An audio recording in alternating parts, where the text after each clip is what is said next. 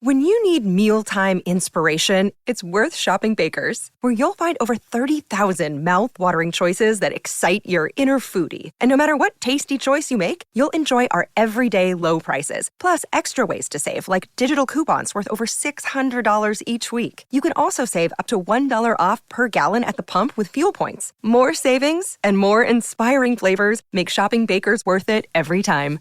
Baker's, fresh for everyone. Fuel restrictions apply. The 3 Down Greencast is brought to you by the Pile of Bones Brewing Company. Home delivery now available in Regina and Saskatoon at saskbeerdelivery.ca. Welcome to the 3 Down Greencast. Joel Gasson with John Fraser as usual, and it is, shall we say, a bit of a bittersweet day here at the Greencast as our beloved XFL appears to be no more. As the news, of course, broke over the Easter long weekend as we are recording this on the fake holiday that is Easter Monday. unless you're like us and just we don't have to worry about those job things right now. You know, no. two fun employed guys. Every day is like an extended weekend. But do you remember that? You remember when you're like a kid and you went through school and you had Easter Monday off, and all of a sudden you got to university or post-secondary of some kind. And that's when you realized it wasn't a holiday and you had to go to class that day. You're like, right. You're like, what the heck is this? I thought this was like a real holiday. No, it's fake. Sorry. Well, I think there are some school systems across the country that don't give the day off. Like you and I both obviously grew up in the Ontario school system, which did give you the day off. But yeah. I want to say it might be Saskatchewan. This shows how much I know about the school system, which is your great. Kids aren't old enough yet, so. It's true. This fall, Max goes in for, daycare, or not daycare, kindergarten. Same thing. Hey, one costs a lot less than the other. I'll tell you that right now. That's for sure, yeah. Oh, man. But, yeah, I don't know if it is a holiday here in Saskatchewan in terms of the schooling. I could be wrong, but I thought, like, kids had the week off, maybe, normally. Oh, yeah, something like that. I don't know. I don't know. If you have kids, message at John Fraser, at Fraser XPX, and let him know. I don't care. Fraser PXP. PXP, yes. I wonder if there's a Fraser XPX. Maybe. I'm sure there would be. I need to find this doppelganger of mine now. Anyway. So yes, the XFL, we learned over the weekend that they had ceased operations, laid off a bunch of employees, and then on Monday, the news broke that the league had filed for bankruptcy. Some interesting little tidbits of information there if you want to look up for it, but nothing really need to get into that too deeply on this podcast. Yeah. And that the league is also apparently up for sale. Now, it's likely liquidation. However, maybe we want to buy a football league.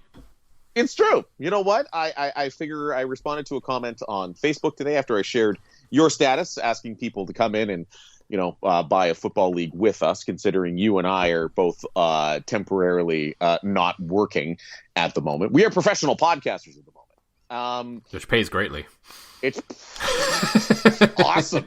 Pays and drinks, which is just fine by me at the time. But I can say, like, buying it would be...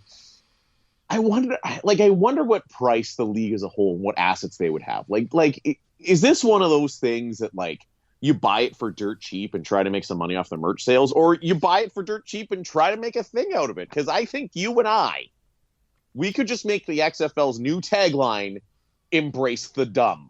Yeah, I think it's pretty clear if we bought the football league and we brought a friend of the show, CBC's Dan Plaster, in with it, that we would go full professional college football on this thing, and it would be a fun league, and we would embrace the dumb, and it would be chaos every week. Like, organized chaos. Like, it's not going to be like the original XFL, which was chaos, but in like a bad way. Right. No, but like actual unplanned chaos where just anything can happen. Kind of like some people like to think the CFL is, but isn't quite as much as it used to be. It's true. You know, one thing I would love to see, and it's a shame that I think this is part of what killed the XFL. Obviously, they didn't have a ton of, revenue coming in. They were, largely gate driven. The TV deals were, kind of done as favors to Vince McMahon with his WWE muscle. But I would have loved to see them. And if you and I are the successful owners of the league, I would love to just end up in like some like 100,000 person cities where, that would be the event, having, escalated, professional football or escalated college football, people would come out to watch that. It'd be the thing. Crowds would be rowdy. And of course, all the chaos that you and I could interject into it, such as live mics on radios in the stands during the game. How about that? Maybe. What I would do with the XFL, or with some whatever's left of it, that we could get our hands on to make a run at the league, and I think you and I have talked about this in the past. Yeah. Was basically following the Premier Lacrosse League model. Yes. Where there is no city teams, you don't have a home base for the teams. It's basically like a traveling road show of football. Yes. And I think that would work better. So you have we know the markets where spring football has worked. Basically anywhere in Texas. Yes. St. Louis has worked. Seattle works because they love their sports. So yes. You take it to the markets, play a few games each week in each market, and you just travel around the country a little bit. You bring maybe up, you bring a few games to Saskatchewan later in the year when it's not -40. You play, you play a few weeks. You play a week in Dallas, a week in Texas, a week in San Antonio, because the San Antonio team did well in the AAF. That's the only team down there that really cared. The AAF drug right there. Houston, they started filling up their stadium. Dallas did a little bit too. The old Rangers Park, which looked weird, refurbished a football stadium, but it's Texas, so that's of course what they did with it, right? Well, of course. It just makes sense. I mean, high school football is religion down there. Yeah, so that's personally what I would do with it. I would make it an 8-team league and just kind of travel around and have 4 games in the city every weekend for 10 weeks or so. Now, again, I know we're going to talk about this in depth later on the pod, but do you think, Joel, that could be what professional sports starts to look like in a post-pandemic world? No. Because to me, I see it... I see more in the short term a WWE model where you build a few studios, depending on how many teams are in your league, essentially, and play games in a studio. Right, yeah. Right. Now, which studio wrestling has been incredibly awkward to watch. The few times I've tuned into Raw, and it's just ooh, this is not good.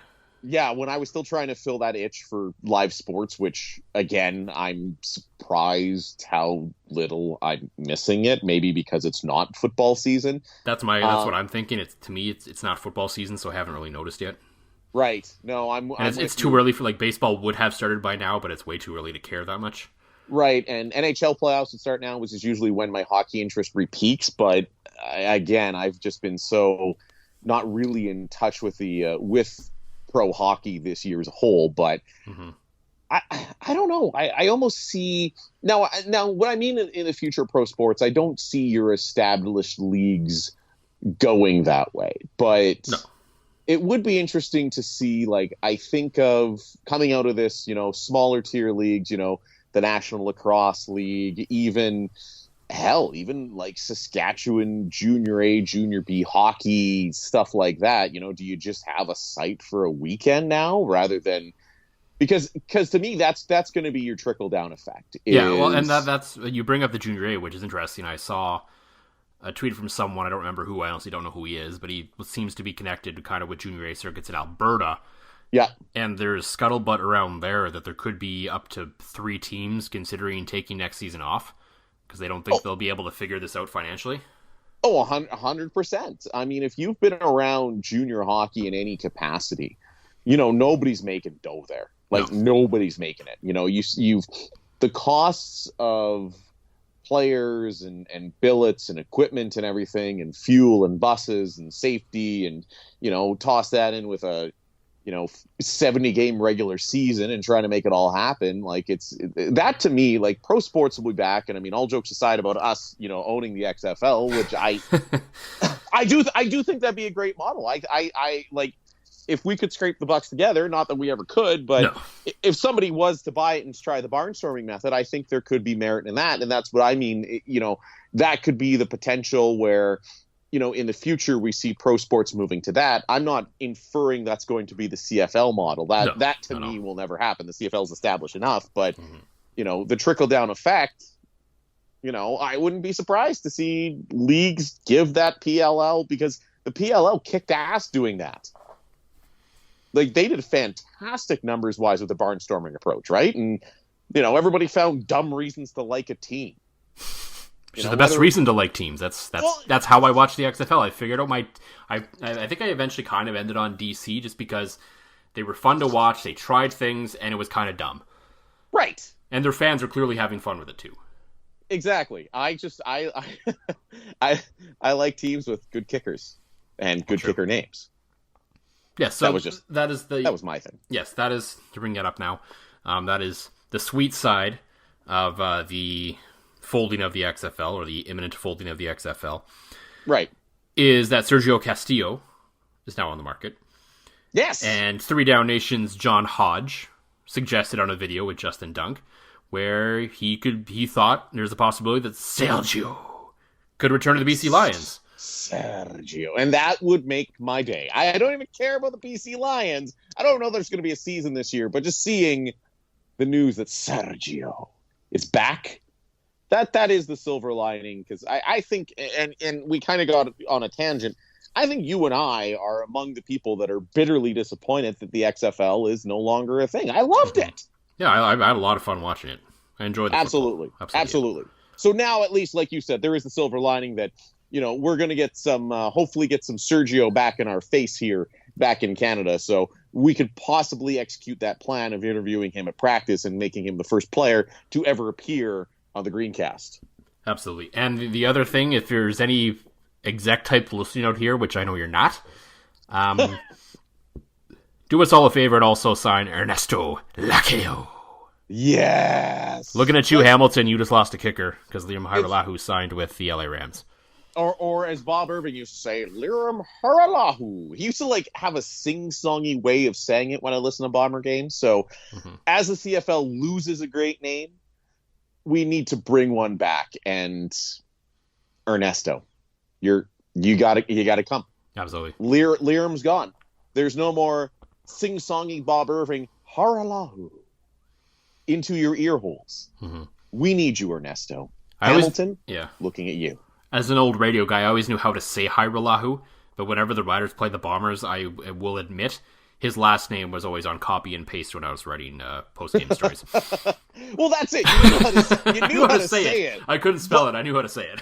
Oh my God. I'm with you. When I was writing web copy up at CJWW for the legacy-filled Saskatoon homepage.ca, I'm just glad that he never played there because again, nobody read that website. It was a pile of garbage and nobody ever went there. So I was able to just he could have kicked 17 field goals against the Riders and I'd find a way to not include his name. So on this episode, we are of course going to talk about the CFL delaying the start of the season and how inevitable that was, and it'll kind of tie off into some other conversations that have to do with that as well. Kind of, we touched on it a little bit, the post-COVID world of sports and what that may look like. But first, as always, John, before we get into all of that, what's in the glass this week? Well, for the only second time ever, I don't have a beer in my glass this week.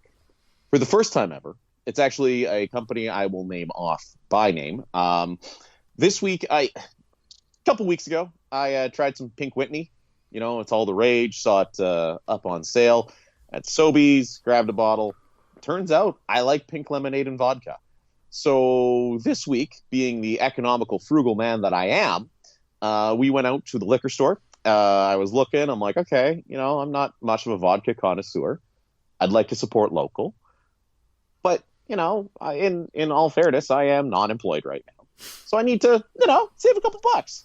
So as I'm looking at that terrible red capped Smirnoff going, ew, I then out of my own curiosity turn around and look at the local selection. And after ignoring the brewery that should not be named, or distillery that shall not be named, I looked and saw that Lucky Bastard, 7 times distilled, giving away free hand sanitizer for anybody that needs it, not selling it for a profit here in Saskatchewan. Or putting up a GoFundMe to pay for expansions they already had planned. Exactly. Not doing anything sketchy like all of the above. Instead, good people, hardworking people. And it was actually, to my surprise, a 40-pounder was cheaper than Smirnoff. So I happily picked it up. And since then, I have been taking a 1.5 to 3 shots of Lucky Bastard.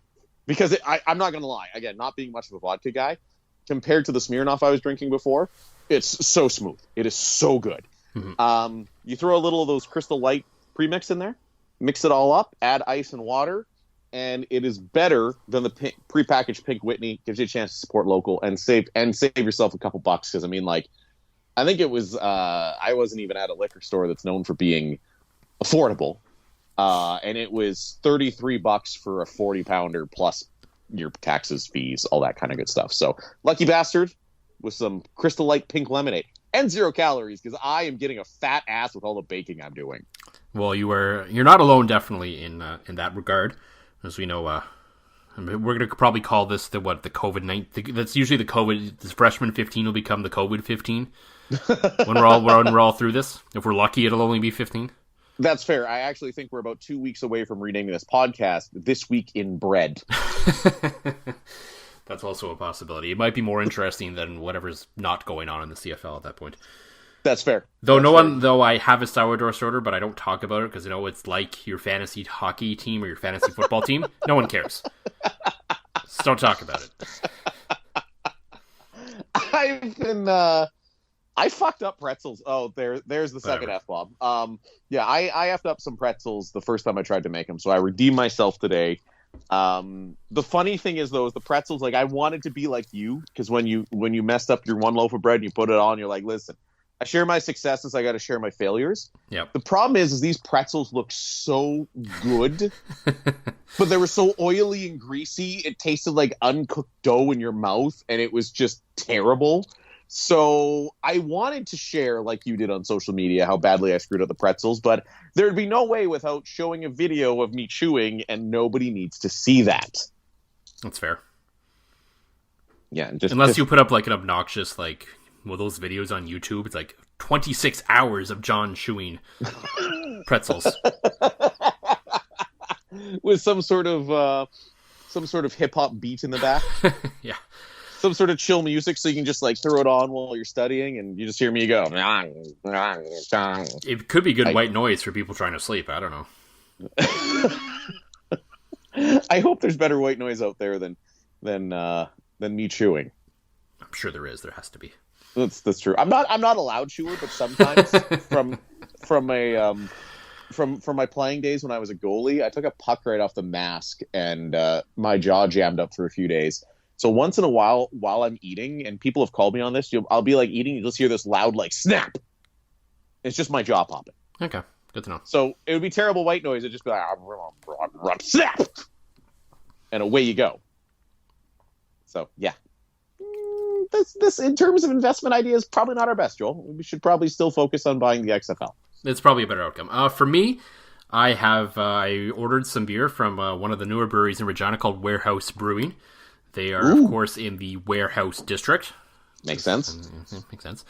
So I ordered 3 beers from them. They have crowlers available for delivery in both Regina, either through themselves or sponsors of the show Pile of Bones Brewing and saskbeerdelivery.ca. You can also, I believe, get their stuff through saskbeerdelivery.ca in Saskatoon. I got an IPA. It's kind of an old school multi-English style IPA. I had that the other night. Pretty good. Tonight I am drinking their, I believe it's called Bay 8, which I'm sure has something to do because the story that they're in where the Weston baking plant used to be in Regina, essentially. Okay. Yep. So they've taken over that space, so I'm assuming Bay 8 has something to do with the loading dock or something. I don't know. I haven't really looked into it that deeply, but it's a rye ISA. Oh, right. Yes, I haven't had an opportunity to try a rye ISA, so I might have to. So it's an ISA, and of course India Session Ale, so it's a little lighter. I think it's around 3.8%, but it's got that nice little bite of rye that you get sometimes from rye ale. Ooh, nice. So it's nice. I have to admit, when I opened it while I was waiting forever for you to be available to do this podcast, it was quite cold coming out of the fridge because it was hanging out below my icebox. So I think it was a little too cold. Now it's warmed up nicely, and the flavors are really nicely starting to come out now. Yeah. So really, my children just not going to sleep has helped you discover another new beer that I definitely need to try. Yes. And because I have a kettle sour in the fridge too that I haven't opened yet. So. And although I'm not drinking beer tonight, speaking of delivery, I use the liquor store as kind of one of my few times I actually get out of the house. I don't like getting out of the house now, but I go a little stir crazy being at home all the time with the boys. And yeah, I picked up actually Ella Pale Ale from 9 Mile, another friend of the program. On sale, Sobeys came in one of those nice bottles. I think it was like $8 for the big tall bottle, which you can get a couple pints out of. So I had that earlier that week. So a nice little shout out there to our friends at 9 Mile. So as we all know by now, the CFL regular season is not going to start on time. We don't know exactly yet when it is going to start, but at this point it's pretty clear that this was an inevitable decision. As soon as they delayed training camps, and essentially that day, layoffs started in Calgary and Montreal. Though I've heard Calgary has rehired their people with the wage subsidy thing, so that's good. But regardless, you knew at that point that the league had probably been talking greater plans to the teams than they had discussed in the public sphere.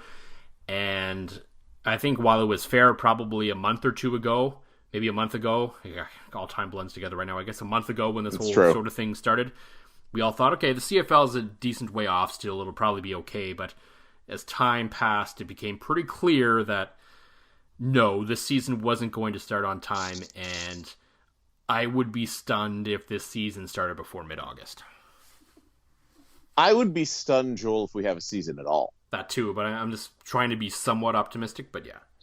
Yeah, and normally I try to be the same way, and I was feeling the same way until I think it was actually Greg from Piffles did some very simple math and pointed out that the only revenue that teams bring in outside of, national and local sponsorships is the CFL TSN deal, which essentially covers each team's operating expenses in terms of player salaries. It covers player salaries, but there's obviously a lot more to operating a football team in terms of cost than that. Exactly. Significantly more. Yeah. So I was feeling cautiously optimistic, like you. I was thinking same thing. People were talking about a Canada Day start, and then I was thinking, like you, I was thinking more of a Labor Day start, even, a short, everybody plays everybody once, season starting after Labor Day, wrapping up with a Grey Cup in late November, right?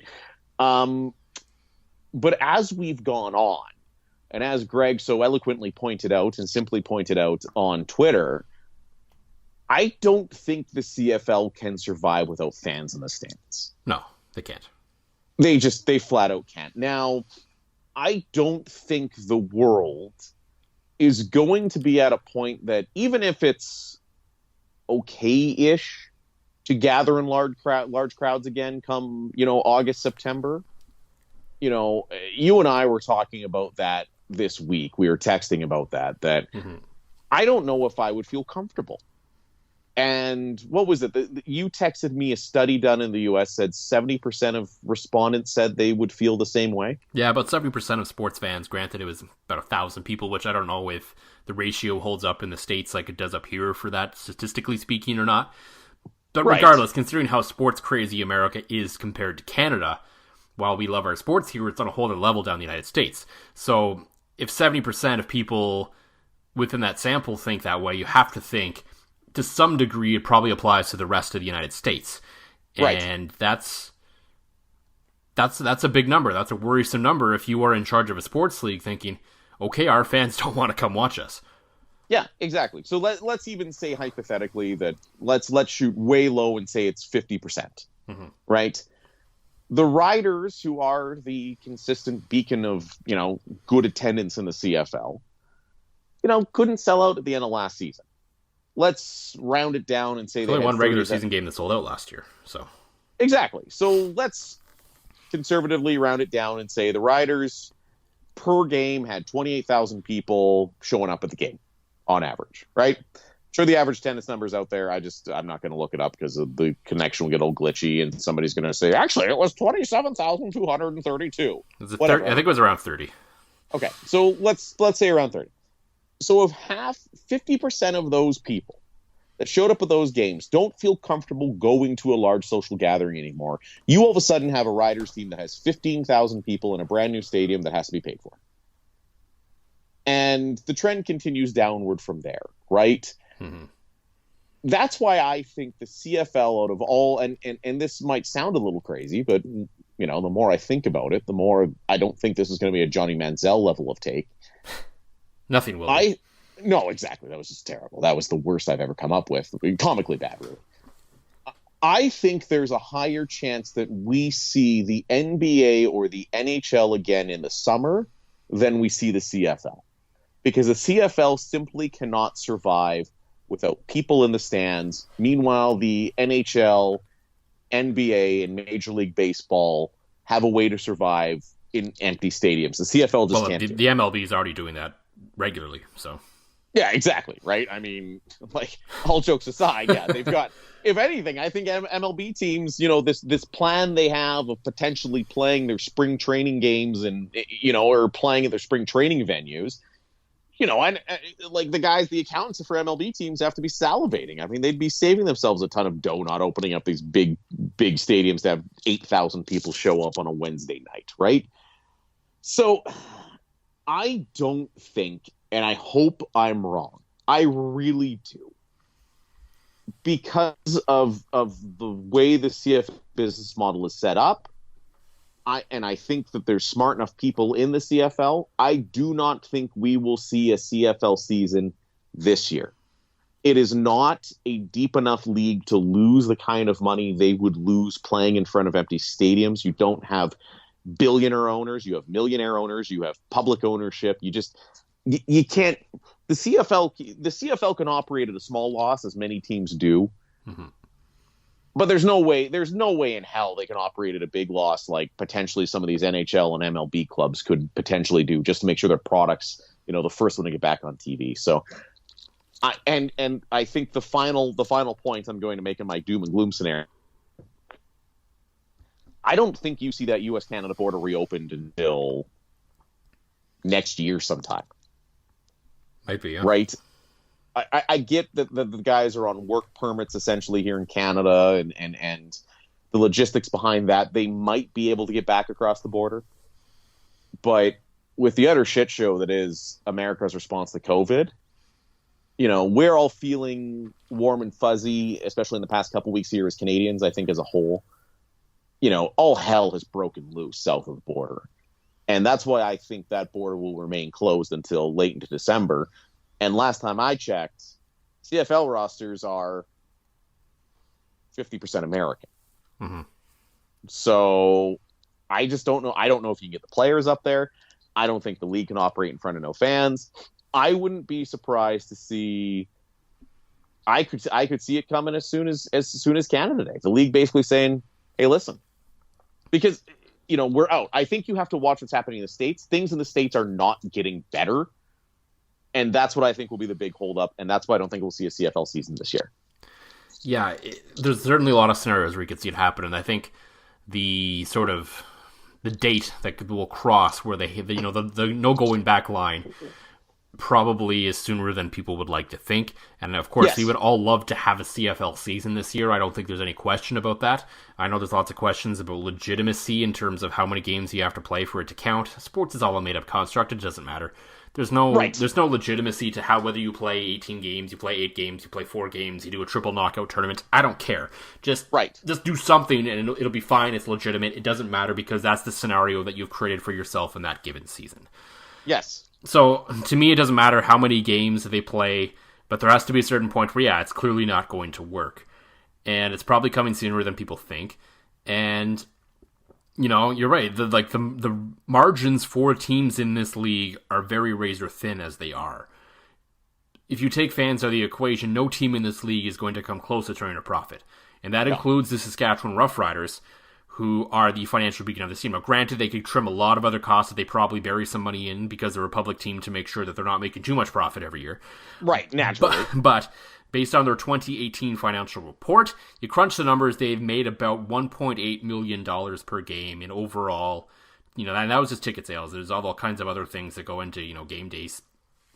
We don't really know how advertising and all those contracts work. So push all that aside, and a lot of that stuff operates on a per game basis as well. We obviously don't know how that stuff works overall, though. But in terms of pure ticket sales, in terms of, game day, luxury suites, season ticket allocation, the whole thing, is about $1.8 million per game. The Riders made, I believe, I don't remember the number off the top of my head, it was about $1.4 million in 2018. Yes. Because we don't have the 2019 numbers yet. They usually release those numbers in June. Right.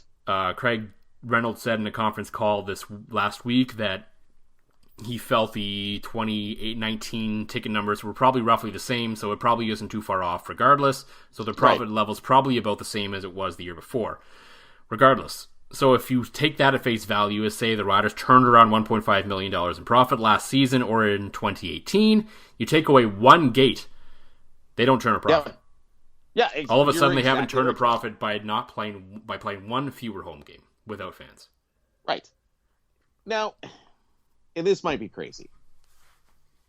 Would it be good for the league as a whole to disappear for reasons outside of a labor dispute for a year? Do you think that would help them rebuild interest, make people miss it, and under my theory, come next summer, come out in droves? It's a theory I've heard bandied up before. I believe it was a friend of the show, Dan Plaster, who suggested this once as well. Not so much for like the Winnipegs and the Edmontons and Saskatchewans, but it's an opportunity. It could be, I don't use the word opportunity, but a chance for, say, places like Vancouver and Toronto to kind of relaunch. Right. And so I think there is maybe some merit to that. I think Montreal was there. This was going to be their relaunch year, I think.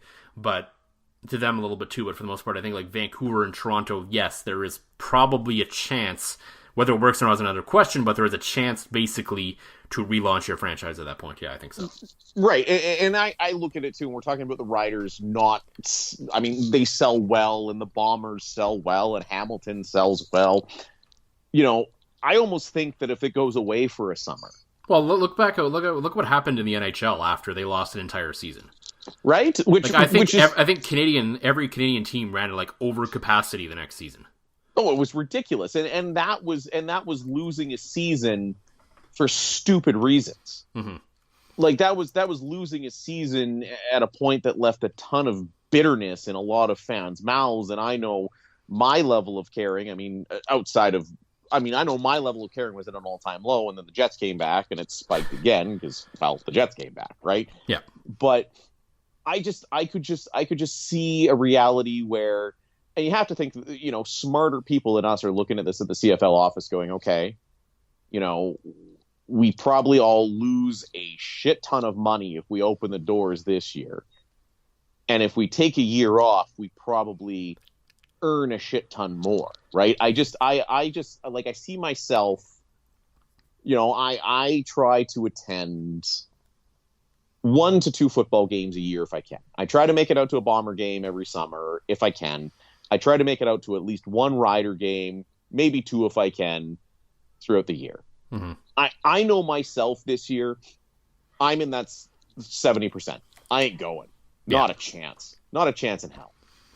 Next year, when the world's a little bit more normal, I'll be itching to go. I'll be itching to go to a live sporting event again. So, I'm trying to look at the silver lining after just painting the cloud of utter doom that I painted. But I think it's a terrible situation, but I think it could be a lot of good for all the CFL teams that all of a sudden you've got people that, their passions reignited and they want to get out and they want to support the team and they, want to be watching live football again. Not to mention the fact that the dunk bomb that got dropped that potentially, I don't know if it's going to happen, the PA could play the everybody's a free agent card. Yes. Which you and I embrace dumb and embrace chaos. And holy crap, I would go from 6 to midnight if that happened. Yeah, that's entirely fair. And I was going to bring that up in a second. And I think the other question, too, in terms of bringing the league back and when they bring it back, the year off could maybe help in a sense as well, just because of people's finances. I mean, right? You open this thing in September, even if, say, we reach herd immunity by some miracle in September, there's herd immunity or it's dead or whatever happened to the virus has miraculously disappeared as Donald Trump said it would. Right. Even if for some reason, that happens, there's some voodoo magic and something happens. I don't know if people are going to people are going to want to get out and spend some money and help local businesses probably the best they can and do that sort of thing and go back to living their life a little bit. But I don't know if people are going to want to be dropping like $500 on, 3 or 4 football games for the rest of the season. Well, I know I'm not alone. I mean, my income has been cut significantly going on EI. Now I'm lucky and blessed that Lacey's still an essential service. So, yes, I mean... You are a lucky bastard. As a vodka I'm drinking. And I mean, you and I are kind of in the same boat where both of our wives are still making enough that our bills are still going to get paid. Mm-hmm. Right? Our bills are still going to get paid at the end of the day. And there's a lot of people that don't have it as fortunate as the two of us. No. And you're right. Even me thinking of, going back to spending the way I used to spend until, things are back to normal and I've had a few months to separate myself from this layoff. I know I won't be doing that. And I'm in the fortunate position where, things are okay for me. I couldn't imagine the burden that so many people are going through right now. And my heart just aches for those guys that, going through a time where you can't even go outside and feel safe. Never mind, you have to worry about making payments and things like that. So yeah, I think there's merit to the league. And the thing is too, is what I enjoy about CFL leadership right now is I don't think there's that bravado to try to be the first ones back. No. I think obviously you're seeing a lot of that in the Big Four. Mm-hmm. And I would argue you're seeing a lot of it in some other leagues. The National Lacrosse League comes to mind. Trying to be the first one to get out and come back, right? I think the CFL is taking a step back, and again, you just look at. I know some Calgary employees got hired on, but I don't think you lay off your guys. You don't lay off your sponsorship and ticket sales guys. You want them still there to be in contact with potential clients and things like that. If you're going to have a season this year, I don't. Again, doom and gloom. I don't think it's going to happen. Yeah, I think that's entire. So if it doesn't happen, mm-hmm. You brought it up. There is the possibility, though slight, that every player in the league could, in theory, become a free agent. Which would be spectacular. Yes. As you said, we embrace chaos around here on the 3 Down Greencast. And from a media perspective and a no fan of one given team perspective, I would thoroughly enjoy it. Oh, yes. Certainly. And so even as a diehard Winnipeg fan, I would enjoy the hell out of it. It'd just be fun. It'd be chaotic. All right. So the question that we've been asking, that people at 3 Down Nation have been asking, I believe we're eventually going to have a post on this. Yes. If you were the general manager of a team, or say I'll plug my piece as well, if you were a quarterback on the team and you had the option of building your own roster, like in curling. Yes. Which you can find at 3downnation.com right now. If every quarterback had a chance to. If every quarterback had a chance, anyway, I just had to get that in there. Sure. So if you were in charge of a team and building a roster, every single player in the league is a free agent. Who's the guy you target first? Willie Jefferson. You and Darren DuPont on that train, eh? Yeah, I did a little bit. Only because I think the price you would, if you made him your piece. Mm-hmm. A, he's freakishly athletic.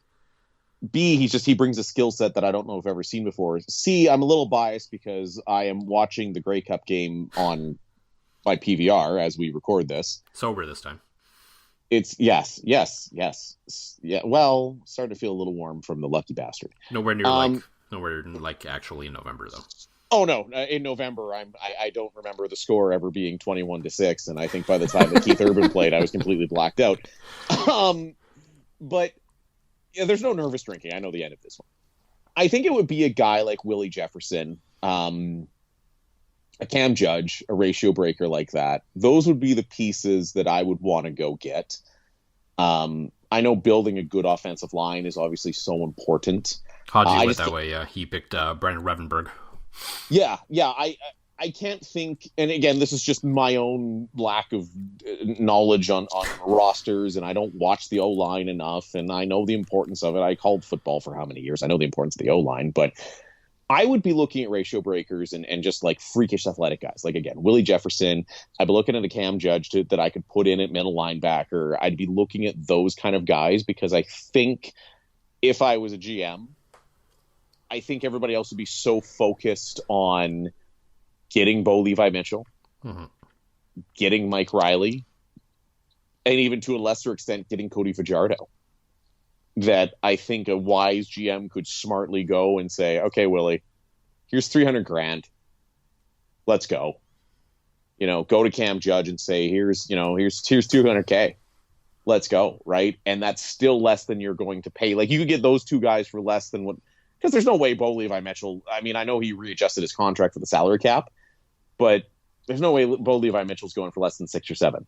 And I think the way that wise teams are built in the CFL these days is away from spending nearly $1 million on your quarterbacks. It's, I mean, I guess Hamilton fluked into it with, I shouldn't say fluked into it. They found Dane Evans, Zach Calero, the Zach Caleros thing in Winnipeg, Cody Fajardo. All of a sudden you're spending $500,000 on quarterbacks and you've got another $500G to go around roughly for the rest of the team. So those would be the guys I would personally look at. How about you, Joel? See, I agree with you in principle. Mm-hmm. And would it be Sergio Castillo? It would not be Sergio Castillo. But here's where I would go. I am still a firm believer in football. You cannot win without some kind of quarterbacking. Right. And for all the reasons you have mentioned, I would not unless for some reason something stupid happened, I would not go after the names you mentioned. Bo Levi Mitchell, Mike Riley, Trevor Harris, etc. Right. You mentioned pretty much every other quarterback that's kind of in the range of the top end, except the guy that I would actually take. Who's that? And that would be Montreal's Vernon Adams Jr. Ah, good pick. I would go with him because, I figure you could get him in that 450, 500 range. Yes. And then you would have money left over to build pieces around him. Because I think, like you said, that's not only the model in the CFL, that is increasingly the model in the NFL as well. Where teams are having success, maybe not always necessarily winning championships. It worked for Kansas City this year finally, but where you have your rookie quarterback, you have your young quarterback on his rookie deal that you're going to pay out the ass for soon, but right now you don't have to.